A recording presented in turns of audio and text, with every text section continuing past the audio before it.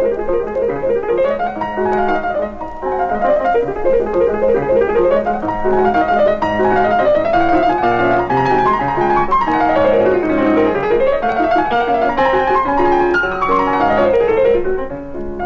present Kenneth Williams, Derek Nimmo, Clement Freud, and Diane Hart in Just a Minute.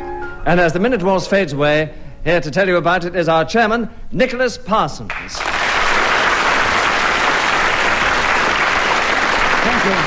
Thank you very much, and welcome once again to Just a Minute. And as you just heard, we welcome today to represent the ladies for the first time, Diane Hart. I'm sure she's going to do jolly well against these three tough exponents of the game. And once more, I'm going to ask them all to try and speak, if they can, for just a minute on some unlikely subject, without hesitation, without repetition, and without deviating from the subject in any way at all. And according to how well they do this, they will gain points or otherwise. Anyway, let us begin with Clement Freud, and the subject, Clement, is astrology. Can you talk for 60 seconds on that subject, starting now? Astrology is the knowledge of stars and the belief in signs of the zodiac, of which I don't really approve, because every now and then people come up to me and say, "When were you born?" And I say the 24th of April, to which they reply, "This means you are a Taurus, a bull, boorish, difficult, talented, brilliant, amazing, fantastic, realistic," and I'm afraid... Diane Hart, you've challenged. Why? Deviation. Why? He isn't.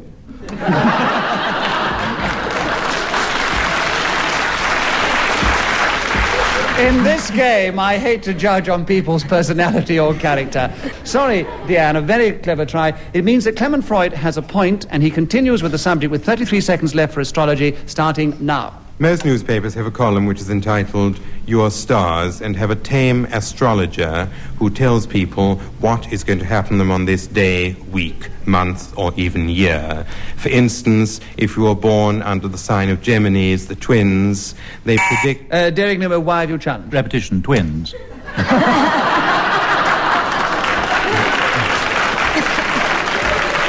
That's one of those occasions when I definitely award a bonus point for cleverness, but actually within the rules of the game, it doesn't really count. So Clement continues with the subject, and there are 13 seconds left, starting now. You are likely to meet a tall, dark, bald stranger who is probably wearing a wig and will accost you and promise you great riches and some travel. This is the sort of thing which...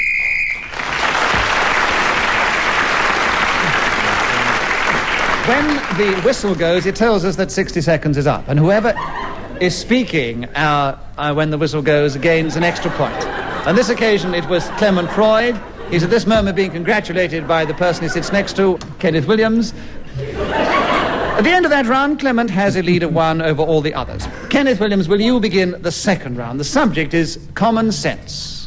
Can you talk common sense? For just a minute, starting now. I have more of it than most people, and I think it manifests itself in valuation. Now, for instance, if you are offered something which patently, obviously, is not worth the price, if you have common sense, you reject it. You see... Derek Nimmo, why have you challenged?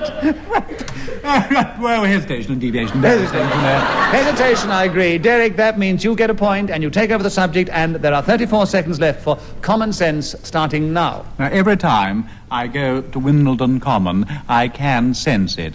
Now, how I manage to do this is I stand on the road opposite to the right-hand fork which leads round the 2 ponds behind the fir trees, and I say to myself, there is a smell of conifers in the air. That means... Kenneth Williams, why have you challenged? Deviation, we're not talking about common sense.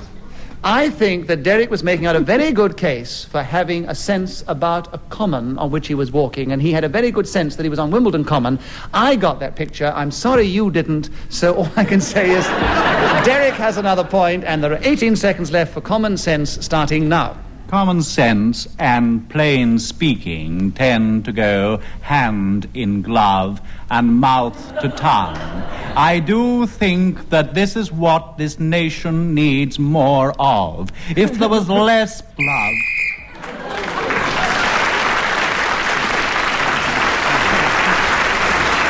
Derek, will you begin the next round for us? The subject is frightening people. 60 seconds starting now. I suppose the most frightening person I've ever met is Clement Freud. I mean, you just have to look across at him with that awful grey, matted beard, filled with old bits of soup and carrot, and all down his horrible filthy face. And you can imagine facing a child with a sight like that. I mean, on a Sunday afternoon, straining perhaps across Hampton Court. And then you would see... Yeah, thank you very much. Deviation, I've never been to Hampton Court. We've only got your word for it. How do I judge? I should imagine. Yes, he imagined him in Hampton Court. So, Cleric Nimmo has another point, and there are 36 seconds left for frightening people starting now. The best way of frightening people round is to put a big sheet over your head. Clement Freud, why have you challenged? Deviation, he said the best way of frightening people. I mean, he established that you were the best way to frighten someone. All right, Yeah. To be fair now, as I wasn't sure before, I give you the benefit of the doubt and give you a point, and there are 33 seconds left for frightening people starting now. Some of the most frightening people I have come across work in the theatre, especially in the musical branch of that profession, where they race after this performance, invariably asking me to give them a lift to the stage door. Derek Nimmo, why have you challenged? Deviation, I've never asked for a lift. He always offers me a lift so he can show off his new car. To be perfectly fair, Derek, Clement had not established it was you he was giving a lift to, so I must be fair within the rules of the game and say Clement Freud has another point. 17 seconds left for frightening people, starting now. There's also Derek Nimmo, who I find the most frightening Derek Nimmo, person. why have you challenged? Repetition, I'm sure I was mentioned before. I just said you he didn't mention No, it I still before. think he did, you see. But I still. still think he did. Anyway, all that happens is that Clement has another point. Frightening people, Clement, 14 seconds starting now. With bristling toupee, loose, false teeth, snapping... Derek Nimmo, why have you challenged? Absolutely, Deviation, it's real. Look. I'm not talking about Derek Nimmo. I'm talking about frightening people. You see, this is the wicked thing of this Derek chap. Nimmo. He didn't. I He said heard it. last time, Derek Nimmo, he started off again in quite a different tack about toupees and frightening people. So I must, within the rules of the game, say Clement has another point, and there are 11 seconds left for frightening people starting now. Alsatians, goats, and chipmunks are among animals that frighten people particularly, although I know a woman in Llandudno who is frightened by sheep. Blah.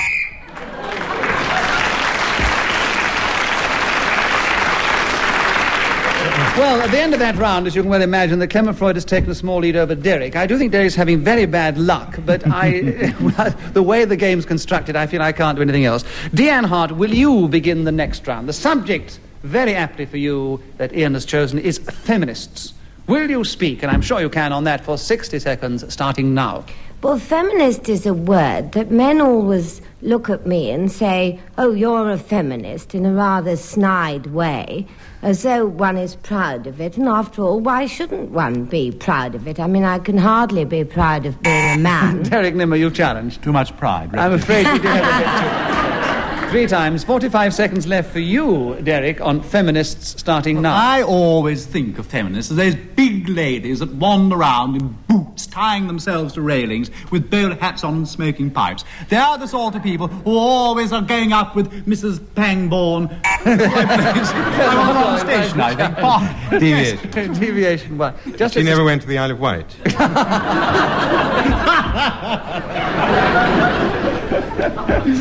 So, Clement, you have a point, and there are 33 seconds left for feminists starting now.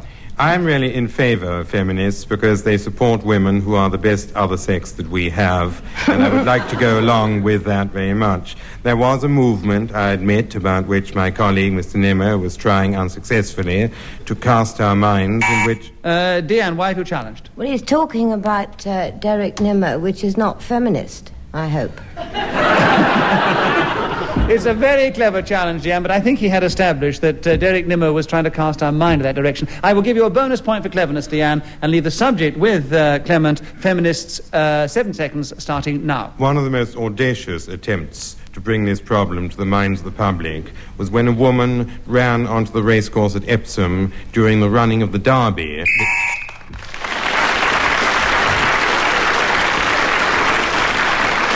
That That very sad note did mean that Clement Freud had a point because he was speaking when the whistle went, and he now has a lead of 3 over all the others at the end of that round. Clement, it's your turn to begin the next round, and here's a lovely topical subject. Oh, no. The Loch Ness Monster. Clement, can you talk about the Loch Ness Monster for 60 seconds, starting now? I got into my small submarine, went down to a depth of 43 feet. Derek Nimmo, why have you challenged? Deviation. Put to the audience whether you've got a small submarine. I don't need to put it to the audience. Yes. But I do believe that he hasn't got a small submarine, so Derek, I definitely award you a point. And I don't want it. 50 seconds left. I don't want it. For the Loch Ness Monster, Derek, starting now. Well, there are all sorts of theories what really the Loch Ness Monster might be. I would like, of course, to think there really is a monster, and there may well be. A lot of people think it's beavers swimming tail to mouth. Clement, why have you challenged? Hesitation. Hesitation, yes, that was. So his beaver's tail to mouth caused him to hesitate, and there are 40 seconds left for the Loch Ness Monster, Clement, starting now. There was recently an American who commissioned a small naval craft which was submerged beneath the water, and in this he attempted to find whether or not such an animal existed. Finance. Kenneth, why do you challenge? Deviation. The American didn't actually get into it. He arranged for other people to do so.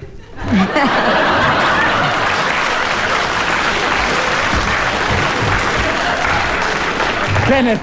The man who did so was an American. Kenneth, I'm going to say that you have a point for that. And because we haven't heard enough from you about the Loch Ness Monster, and the others are not very keen on the subject, and there are 27 seconds left, starting now. This, of course, has never been proved to exist. We are left with some very blurred, dreary old photographs and some very wandering and garbled testimony from people who seem to me to be out of their minds half the time. But there you are. Mythology, of course, springs up around strange incidents. And recently, when somebody's chimney caught the light next to me... Derek Nimmo, why have you challenged? Well, Deviation is talking about somebody's chimney that caught a long way from Scotland. Yes, I think that chimney was a bit far from the old monster, don't you? I think it would have very soon gone out, too, if it had been smoking. Derek, I give you a point and 1 second left for the Loch Ness Monster, starting now. In the Book of Revolution.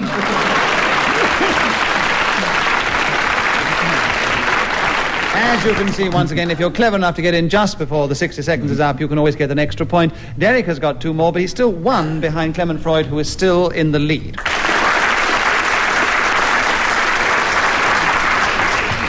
Kenneth Williams, will you begin the next round? Something that I know you can talk about extraordinarily well, Kenneth. The finest human qualities.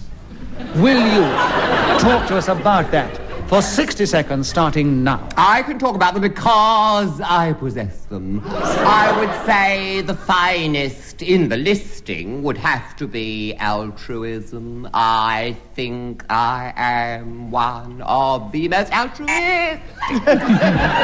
Clement Freud is challenged. Why? Repetition. No, I said altruism, and the second was altruistic. Yes, he did. Why don't you listen? You didn't get Actually, I'll tell you, Kenneth, he was listening so well, he anticipated the challenge, and he challenged you on altru. Yes, that's He right. didn't get the You tistic see, up, that's no. right, what you said, Nick. So, You're right. yes. Don't mind me saying Nick. And what you said, you're liable to say anything at any time, so suddenly to apologise for saying Nick. Well, I mean, the shortened version is a bit impertinent. One should say Nicholas, of course. There are 45 seconds left for altru... No, they're not. 45 seconds left for the finest human qualities, starting now. Then we would have to come to truth and goodness and beauty. Of course, I have all these 3. It's an abundance, or as some people would say, the embarrassment of riches. Deviation. You see, I'm embarrassed by my own riches, so to speak. I see he's hanging on my word. Yes, one person was hanging on your words, but we're all waiting to find out what Derek's challenge was, actually. Well, I wouldn't, Deviation, I wouldn't dispute goodness and beauty, but I would dispute truth. I think he's not truthful. So you think A little fibber. That while you agree that Kenneth has many qualities and he has some in abundance, he hasn't got truth in abundance. And he's prudent in this game because we have to be very untruthful sometimes at playing this game. So it's a very clever challenge, Derek. I give you a point and 33 seconds left for the finest human qualities, starting now. Of course, I think, really, this is one of the subjects which one shouldn't treat too lightly. It's so easy to... Diane Hart, why have you challenged? Hesitation. Yes, he'd got so slow he had almost hesitated, hadn't he? I think so. Playing the game a bit too sharply once more. So, Diane, you have a point, and you have 27 seconds for the finest human qualities starting now. Well, I don't think I've ever met anybody with the finest human qualities. And the way Clay Freud's looking at me from over there, I don't think I'll live long enough. Clement Freud, why have you challenged? Deviations Why? got nothing to do with finest human qualities. You haven't got anything to do with the look- finest human the way I'm looking at her has got nothing to do with fine human qualities. It might have. Well, you're so sexy, it put me off. Oh, well, in that case, yes. Yes.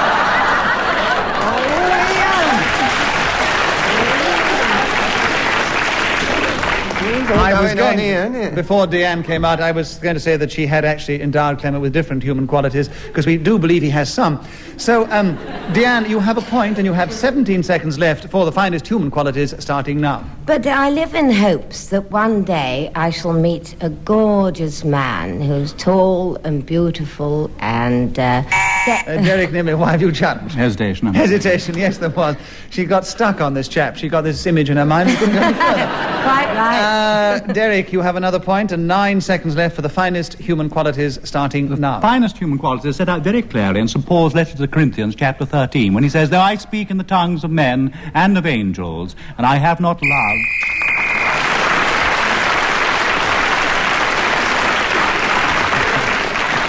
The words of St. Paul there, quoted by Derek, means that as the whistle went, he gets another point, and he now has a lead of 2 at the end of that round. Over all the others, of course. Derek, will you begin the next round? Keeping the peace. This is a subject I should talk about for 60 seconds, really, isn't it? Anyway, Derek, will you try starting now? It's curious that you would ask me to speak about keeping the peace, because it reminds me of something which I'm not terribly proud of. A few months ago, I was staying at a house in Lincolnshire, and after dinner one evening, we sat down to play a game of chess. And I started off with an interesting game, really. Diane, why have you challenged? Repetition, he started off twice. Yes, he did. Yes. True. Yes, he never got a call, did he? 43 seconds for you, Diane, on the subject of keeping the peace, starting now. Well, there is a piece which people keep, which I think is absolutely disgusting. And somebody I know had a child who had one of these, and she called it a sucky blanket, which apparently the child wouldn't go to bed without... Derek, challenge, right?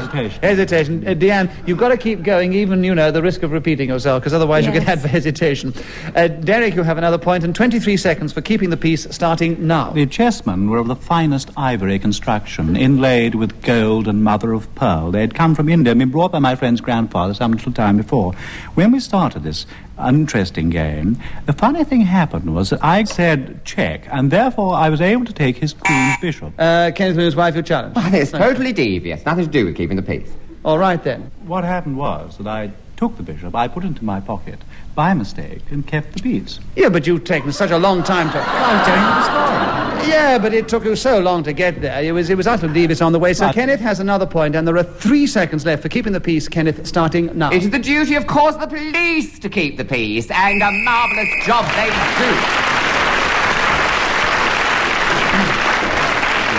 Well, as Kenneth was speaking when the whistle went, then he gains an extra point, and he's now in 3rd place behind the other 2. Derek is still leading. Diane, will you begin the next round? The subject is serendipity. Can you talk on that strange subject for 60 seconds, starting now? I don't think I can talk about it at all, frankly. I think, as far as I remember, it's discovering something by accident and being very happy about it. Well, once I had a baby. That's not what was the serendipity about it.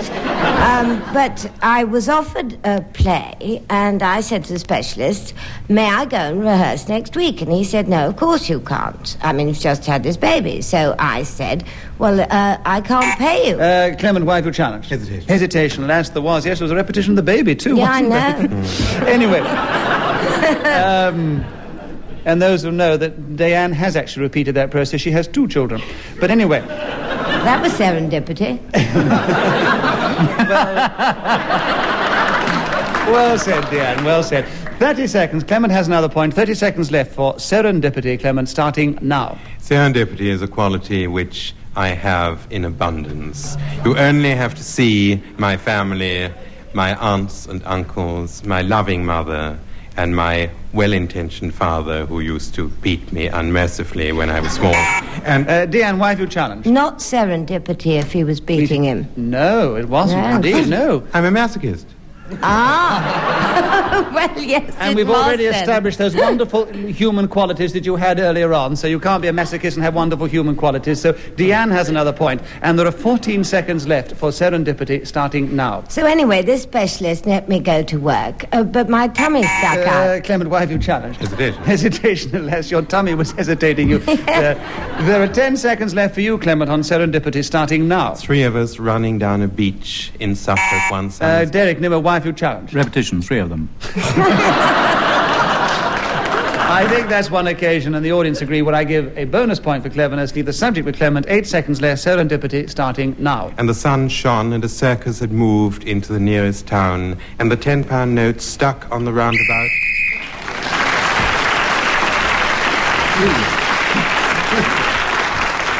In spite of that, Derek, you still have a lead at the end of that round. It's only 1, but Kenneth Williams, your turn to begin again. Having a field day. You have one regularly in this show, Kenneth, so think about that thought and talk for 60 seconds on it, starting now. Well, of course, one's mind automatically connects with fields when the expression is used, and I have done 1 or 2 things in fields, but none of which I would really recount with very much zest.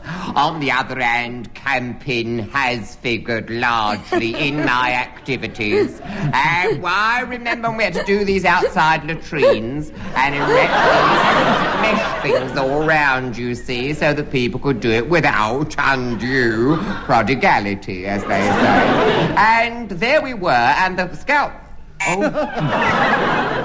Clement Freud challenged. Hesitation. Yes, it's a full stop. Clement, you now take over the subject with 21 seconds left for having a field day, starting now.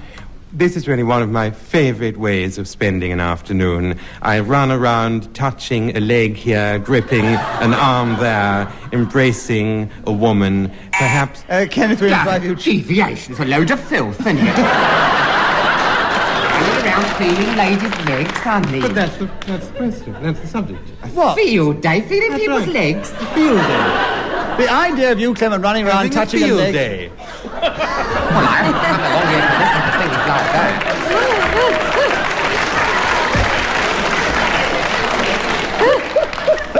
So at the end, having had all that touching, you say, I've really felt today.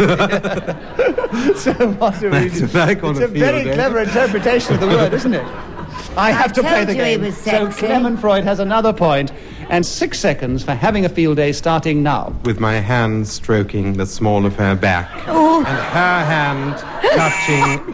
Derek Nimmo, why... Really, I mean, it's absolutely disgusting. Can't let him carry on stroking small back. Absolutely agree, Derek. Filth up and down the legs and everywhere he's been. We cannot let him go on any Disgusting. longer. All right. We Well, can't let can him I go and sit beside him then?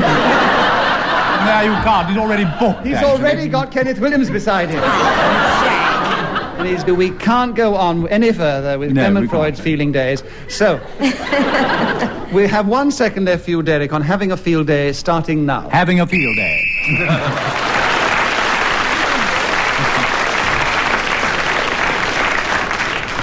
We, alas, have come to the end of Just a Minute.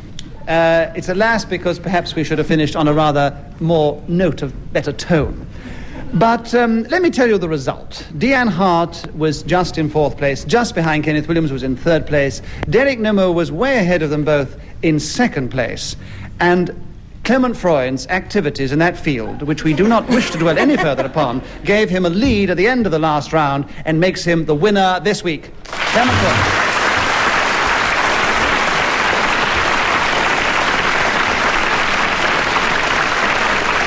We do hope the audience here, in the nicest sense of the word, have a field day. And we hope the listeners may have had a field day listening to the show. From all of us here, goodbye.